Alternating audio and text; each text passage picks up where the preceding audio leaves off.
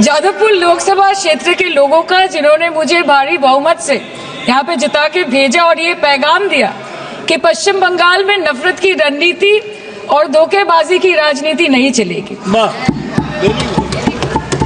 अध्यक्ष महोदय, मैं उम्मीद करूंगी कि आज आप मुझे पूरा बोलने का मौका दें, क्योंकि हाल ही में हुए नीति आयोग की जो मीटिंग हुई थी, वहां पे हमारी माननीय मुख्यमंत्री, जो देश की एकमात्र महिला मुख्यमंत्री भी है, उनका माइक बीच राह में ऑफ कर दिया गया था।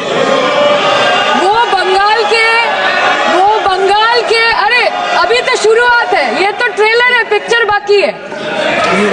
अध्यक्ष महोदय, मैं आपसे ये बोलना चाहती हूँ कि वो बंगाल के हक के लिए यहाँ पे सवाल उठाने आई थी, वो बंगाल के लोगों की बात रखने यहाँ पे आई थी, लेकिन उनका माइक ऑफ कर दिया गया। आपके माध्यम से मैं सदन में उपस्थित वहाँ जो बैठे हैं माननीय सदस्य, कोई भी घटना को सर एक लाइन आपका डिलीट करेंगे सर, एक लाइन सर, मैं यही बताना चाहती हूँ कि बंगाल के लोगों का, आगे जाके बंगाल के लोग आपके पार्टी की माइक ऑफ कर देंगे। बस एक चुनाव बाकी, आप देख लीजिएगा।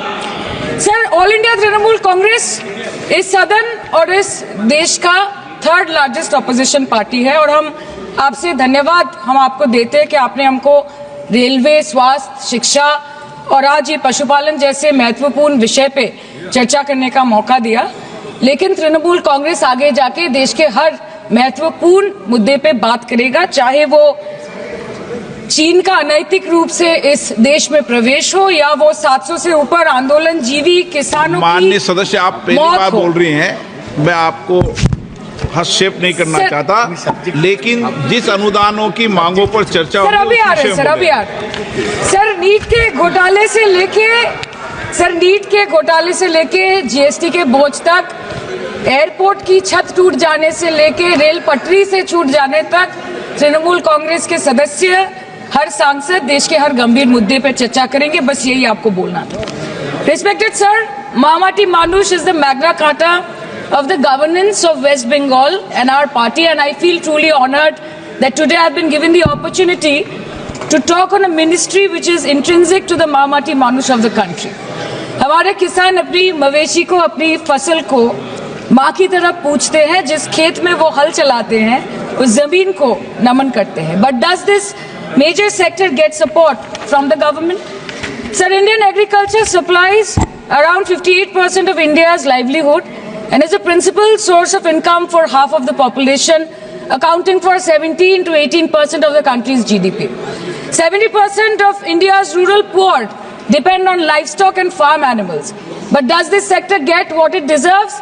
इसका जवाब अगर आप देश के किसान से पूछेंगे तो वो आपको यही बात बोलेंगे कि चाय से शुरू हुई थी सरकार और गाय पे अटक गई और विकास की मौसी 10 साल में रास्ते में भटक गई। Sir, exorbitantly high cost of cattle and poultry feed under the mismanagement of this sector by the current government and wholesale fodder inflation hovering between 25% to 28.6% in the last 2 to 3 years, it is a 9-year high. Sir, किसान खुद क्या खाएंगे? अपने परिवार के लोगों का खिलाएंगे? अपनी गाय, भैंस, भेड़, बकरी को क्या खिलाएंगे? सर, ऐसे ही वारदात होते हैं जहां गरीबी से जूझता हुआ एक किसान उसको अपनी गाय, भेड़, बकरी को बेचने में मजबूर करते हैं और अंत में जाके वो अपनी खुद की जान ले लेते हैं। सर, पिछले 10 सालों में 1,12,000 किसानों ने इस देश में आत्महत्या की। एनसीआरबी की एक रिपोर्ट के अनुसार 10 साल में हर दिन इस देश में एवरेज में 30 किसान हर दिन अपनी जान ले लेते हैं। सर, इस देश के लोगों का यही है किस्सा कि जिसको जिताया वो राजा की तरह जाएगा और जिन्होंने जिताया वो फकीर की तरह। ये जगह मेरे लिए बहुत नई है, मैं एक नई सांसद हूँ, मगर मुझे इस बात का आभास है कि ये जो 18वीं लोकसभा है ये कोई सामान्य लोकसभा नहीं है।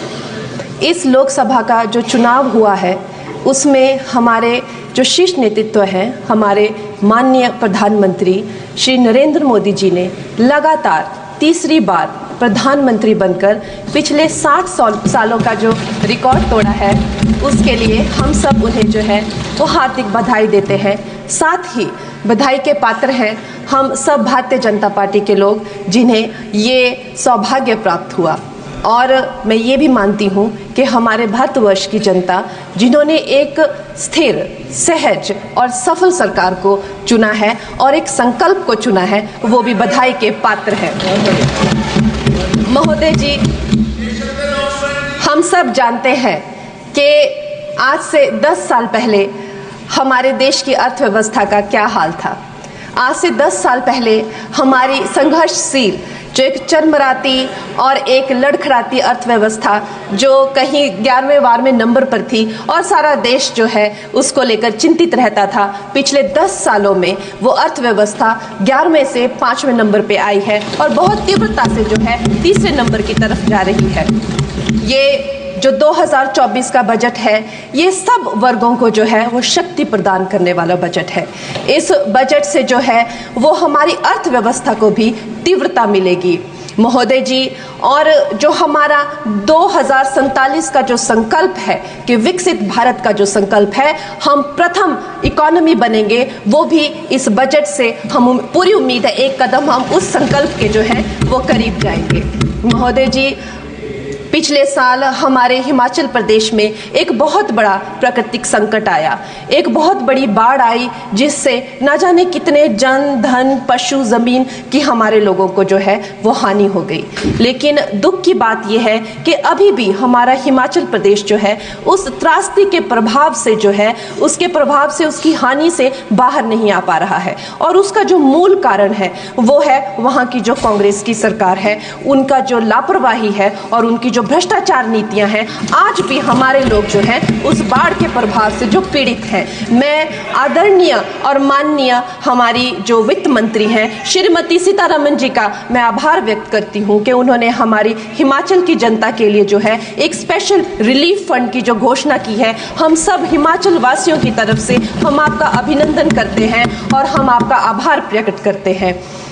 महोदय जी, मुझे ये जान के और आपको बताकर इस बात की खुशी भी होती है और खेद भी होता है कि जितना काम पिछले 10 वर्षों में हमारी भारतीय जनता पार्टी ने हिमाचल प्रदेश में किया है, वो उतना काम हमारे आज़ादी के बाद 60 सालों में भी हिमाचल प्रदेश में नहीं हुआ था। आप सब हिमाचल जाते रहे होंगे। वर्षा, it is her maiden speech. आप सब Himachal, Varsha, it is her maiden speech, kindly. आप सब हिमाचल जाते रहे होंगे और आप सब ने देखा होगा कि वहाँ पर जो है आज से आज़ादी के 60 साल तक सिर्फ कुछ रोड्स बने थे और वो भी हमारे माननीय जो पूर्व प्रधानमंत्री अटल बिहारी जी रहे हैं, उन्होंने अपने कार्यकाल में जो है वो ग्रामीण प्रधानमंत्री सड़क योजना के अंतर्गत वो रोड बनाए थे। लेकिन पिछले 10 वर्षों में प्रधानमंत्री नरेंद्र मोदी जी की सरकार ने हमारे क्षेत्र को जो है एम्स, IIT, IIM जैसे वैश्विक स्तर के जो है वो संस्थान दिए हैं और वंदे भारत जैसी ट्रेन को हमारे हिमाचल में पहुंचाया है। हमारे हिमाचल जैसे छोटे से राज्य को 3,500 करोड़ की लागत का मनाली कीर्तपुर जो है वो हाईवे दिया हुआ है, जिसमें माननीय महोदय जी 5 से ज़्यादा टनल हैं और 37 से ज़्यादा उसमें ब्रिजेस हैं। ऐसे वैश्विक स्तर की जो है हमें इंफ्रास्ट्रक्चर वहाँ पे मिली है और साथ ही पूरे देश के लिए जो एक बहुत ही अद्भुत इंफ्रास्ट्रक्चर मार्बल है, जैसे कि हमारी अटल टनल 9 किलोमीटर की जो वो अटल टनल है, विश्व की सबसे लंबी टनल है और वो एक सिंगल ट्यूब हाईवे जो है वो पूरे विश्व के लिए जो है एक बहुत बड़ा उदाहरण है। और उसके साथ ही 11,000 करोड़ के हाइडल प्रोजेक्ट्स हमारे हिमाचल प्रदेश को दिए हैं। अगर मैं ये सूची यहाँ पे रखूँ तो शायद आप लोगों का बहुत वक्त जो है इसमें लग जाए, लेकिन लाखों लाभार्थी जो है वो चाहे मुफ्त राशन हो, चाहे PM की जो है वो मकान हो या आयुष्मान हो, हमारा हिमाचल प्रदेश एक ऐसे राज्य है जो पूरी तरह से शौच फ्री है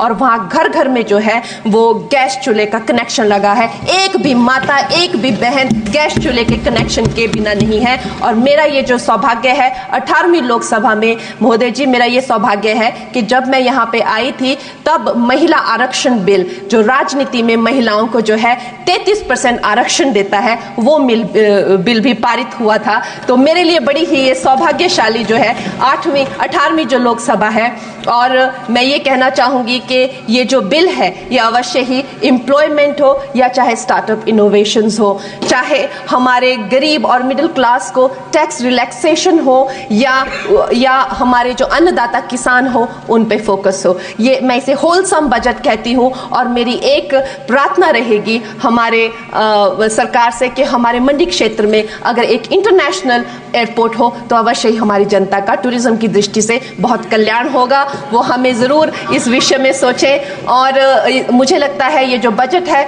हम हिमाचल के वासी जो हैं इसका पूरी तरीके से जो है वो वेलकम करते हैं, और धन्यवाद। खत्म, bye bye, tata, good bye, गया।